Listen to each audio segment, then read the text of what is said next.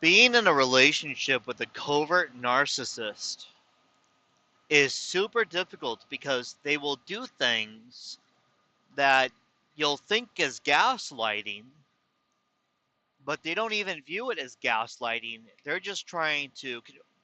Example. With my ex wife, a 100%er covert narcissist, she would never spend time with me.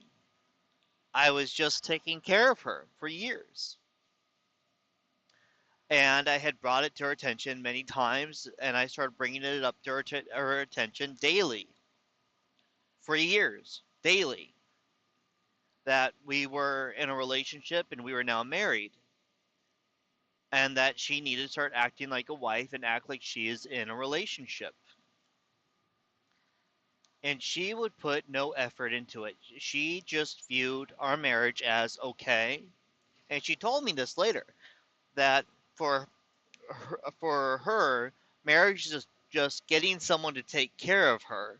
So now she could live off of that person and have an easy life. Yeah.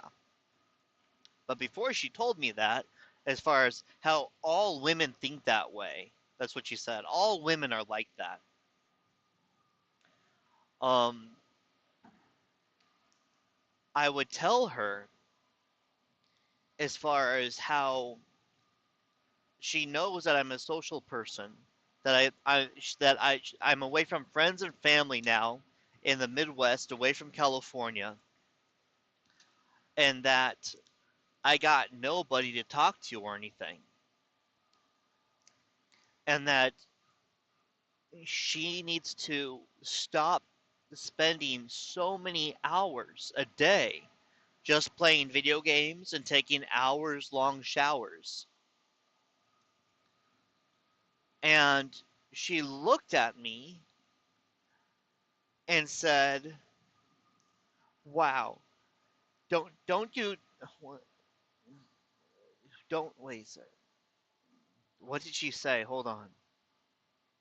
It was so shocking to me. It was so shocking to me because what the wording, I can't remember the exact wording, but she said how that makes her feel, and didn't I even think about how that make her feel before saying that.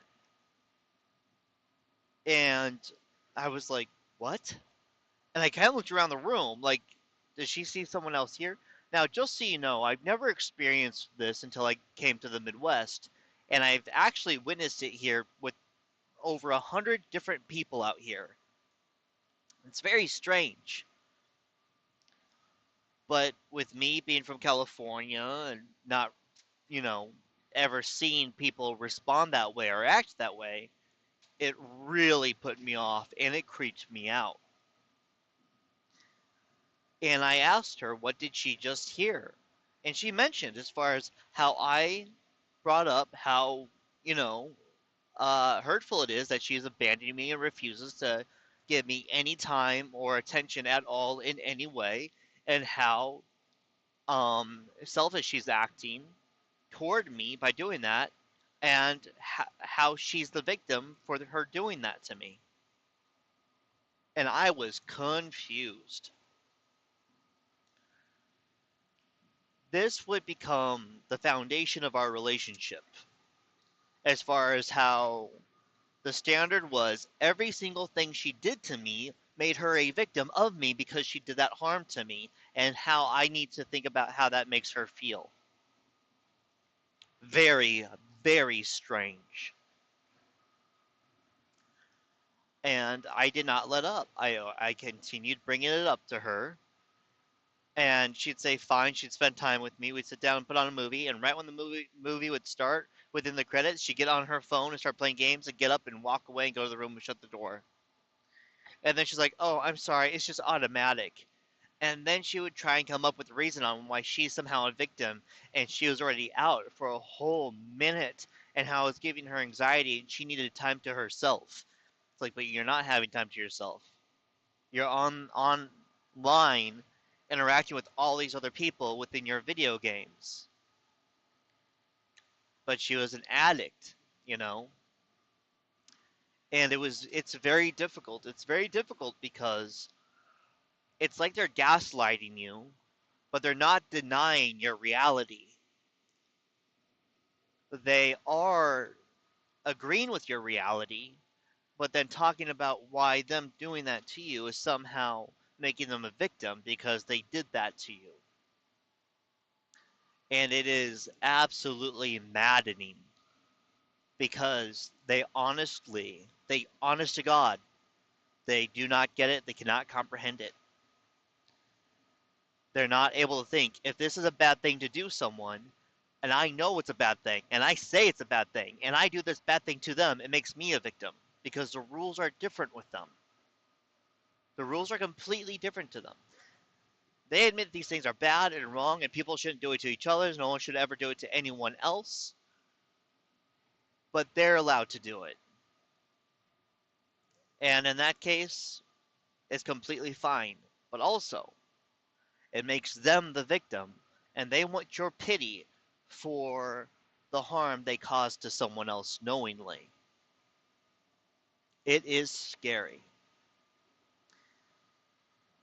She's not the only one like that. My sister is like that as well. Very strong. Very strong. And what you need to understand is it's not your fault. You did nothing wrong. They are legitimately crazy. They are out of their mind type of people.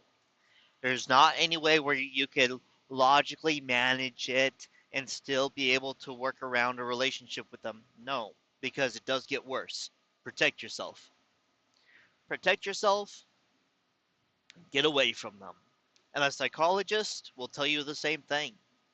A therapist, they really don't have training on such things. So I always recommend go with a specially trained psychologist who understands that very well. And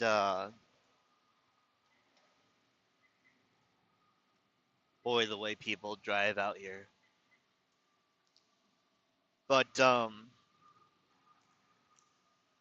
they will tell you the same thing. They will tell you to protect yourself and to get away.